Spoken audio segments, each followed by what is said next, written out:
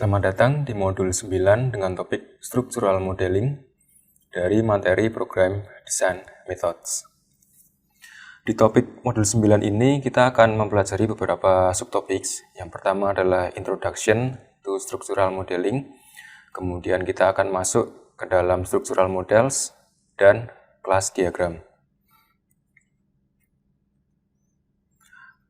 Materi dari modul 9 ini diambil dari textbook dengan judul System Analysis and Design, an Object-Oriented Approach with UML. Beberapa capaian yang ingin dicapai dari modul 9 ini, yang pertama adalah kita diharapkan untuk dapat mampu menganalisis requirement dari sebuah kelas diagram. Kemudian kita diharapkan agar dapat memberikan suatu solusi untuk sebuah sistem menggunakan kelas diagram. Nah, sebelum masuk lebih jauh, kita telah dulu apa yang dimaksud dengan structural modeling. Jadi, structural modeling ini adalah suatu cara untuk memodelkan suatu bisnis proses dan objek-objek yang terlibat di dalam suatu sistem. Dan juga structural modeling ini dia merepresentasikan bagaimana suatu objek dalam suatu bisnis proses berperilaku.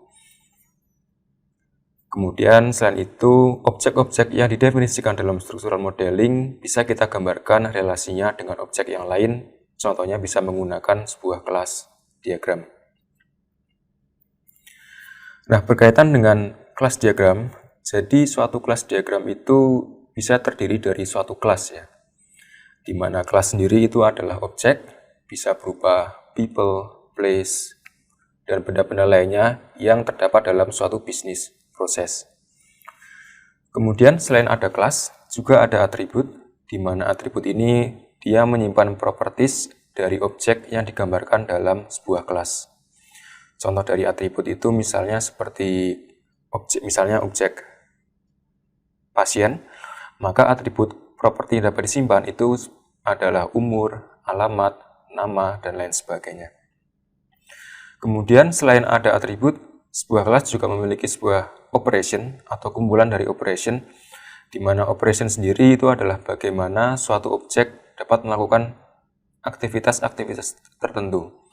Misalnya untuk kelas pasien, maka operation dapat digambarkan sebagai sebuah action, sebagai contoh misalnya melakukan booking jadwal, membeli obat, kemudian memeriksakan diri ke dokter, dan lain sebagainya.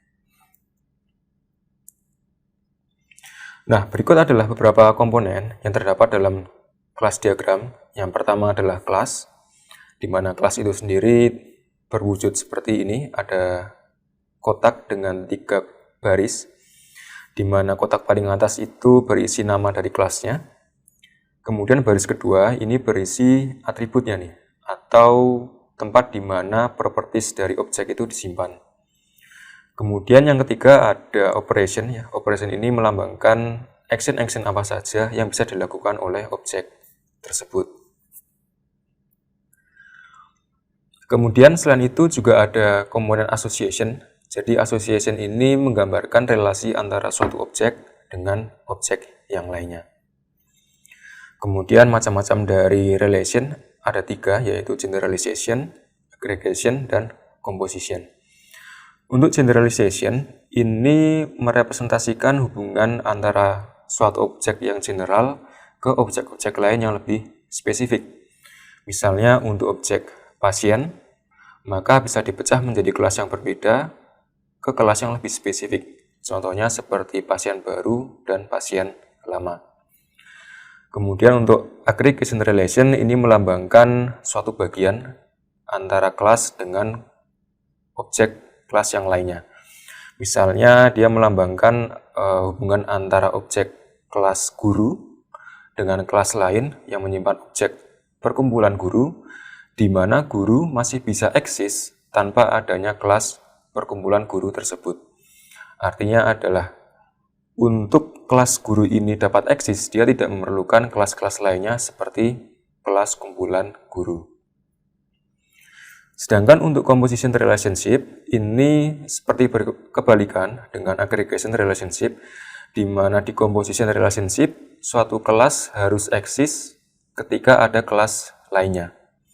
Misalnya untuk kelas sebagai contoh suatu bangunan yaitu rumah, di mana di dalam rumah itu ada objek kamar mandi, kamar tidur, dan lain sebagainya.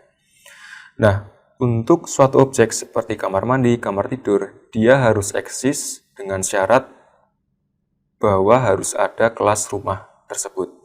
Jadi seandainya suatu kelas seperti kelas rumah, kemudian kelas rumah ini kita hapus, maka kelas-kelas lainnya seperti kelas kamar mandi, kelas kamar tidur, dia juga harus dihapus. Nah, ini adalah suatu contoh dari kelas diagram. Kita mengambil konteks ini adalah suatu aplikasi atau sistem tempat membuat appointment dengan dokter di rumah sakit. Jadi dari sini kita bisa perhatikan ya, bahwa di paling atas ini terdapat suatu kelas, namanya adalah objek partisipan, di mana partisipan ini menyimpan beberapa atribut seperti last name, first name, address, phone, birth date, dan age. Kemudian kelas partisipan, dia juga bisa kita bagi lagi menjadi kelas yang lebih spesifik, atau bahasa teknisnya kita wariskan menjadi kelas pasien dan kelas dokter. Atau pasien dan dokter ini bisa kita sebut sebagai turunan dari kelas partisipan.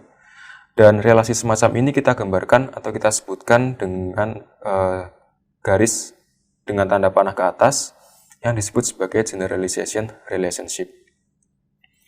Kemudian di kelas pasien sebelah kiri, dia memiliki beberapa atribut yaitu amount dan insurance carrier.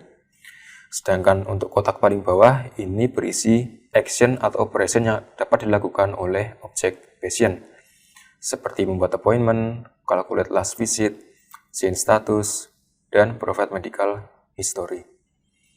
Kemudian, kelas patient ini juga memiliki relasi dengan appointment. Jadi, bisa kita sampaikan bahwa patient ini bisa membuat schedule nih, dengan kelas appointment. Dan di kelas appointment, di bagian tengah, dia memiliki beberapa atribut seperti time, date, dan reason. Begitu juga dengan operation. Kelas appointment ini memiliki operation yaitu melakukan cancellation without notice. Jadi dari sini dapat kita simpulkan bahwa kita mampu melakukan modeling, yaitu dengan menggambarkan struktur dari objek suatu bisnis proses. Salah satunya adalah dengan cara menggunakan kelas diagram, di mana kelas diagram terdiri dari beberapa komponen. Misalnya dalam satu kelas bisa terdiri dari atribut dan operationnya. Dengan kata lain, kelas diagram ini juga bisa kita gunakan untuk menggambarkan suatu behavior atau perilaku dari satu objek dan relasinya dengan objek yang lain. Sekian penjelasan singkat dari modul 9 dengan topik Structural Modeling dari materi Program Design Methods.